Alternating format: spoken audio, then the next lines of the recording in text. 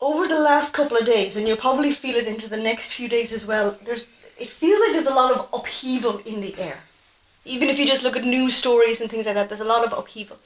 And we're coming up to a full moon this week. Full moon, I think, is on Thursday. Yeah. And this can often happen in the run-up to a full moon.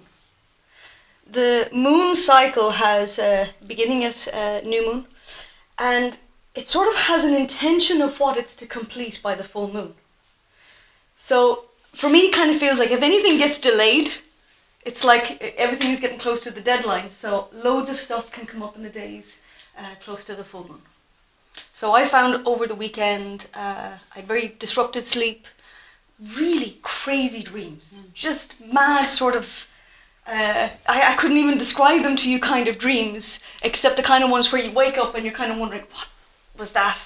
And then you kind of go back into sleep, but you go back into the same dream. You know, this kind of stuff was happening for me all weekend, yeah.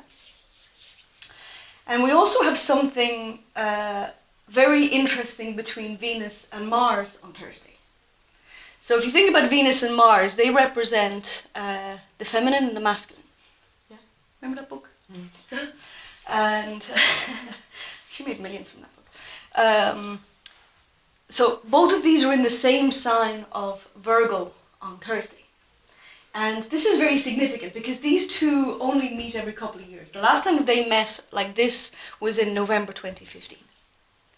So the two of these meeting again, this is, it's stirring up lots of things in relation to love, and love in terms of relationships and things like that.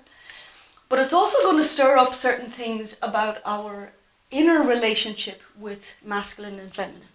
And in particular, our relationship with divine masculine and divine feminine. Because that's kind of what we do here. Here's the space where we can connect into the divine aspect of those. Yeah. So to greater or lesser extents throughout our life, we might have enhanced or emphasized more of the masculine side or feminine side of our personality. And some of this can be connected to what felt approved of, or what felt like would keep us safer, or what felt like would help us be more successful, things like this. Whatever we saw valued. Yeah. So, and as we go through life, if we are too much in one or the other, we're going to run into issues. At some point, something is going to require us to step more into the other side of it. So our ideal is that we have both, that we're able to draw on our inner masculine and inner feminine characteristics. So our inner feminine characteristics are things like our sense of intuition, our ability to be able to really connect into feelings, emotions, creativity, that side of things, nurturing. That side of us is very much in our feminine side, our feminine energy.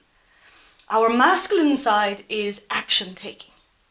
That's our taking action, building. It's a very protective side of our personality. If we're ever called into action like that, we're using our inner masculine to do that.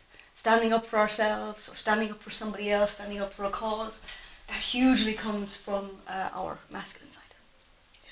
So we need both. There's no, in our inner world, we can have a leaning towards one or the other for different reasons. But we really need to have access to both.